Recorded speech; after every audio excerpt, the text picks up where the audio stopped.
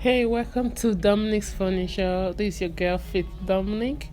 Okay, so your girl is not into furniture. I made this furniture, like seriously. It's a teamwork anyway. I did it with hobby, so both of us made this furniture that you are seeing over here. Furniture is durable, like something that you can do, and it was made with a very good material, very good fabric, very good wood. The kind of wood that we use different type of wood in the market anyway, but we use the best. We use iron wood, understand, to make this furniture that you are seeing very, and they are so affordable. It's a furniture that you can get for 300,000 or 250,000, depend on the set. You can even get for 60,000, depend. So instead of just, I just want to bring this into my YouTube channel, understand. So I don't know if you want to see a tutorial on how to make this furniture. Just let me know.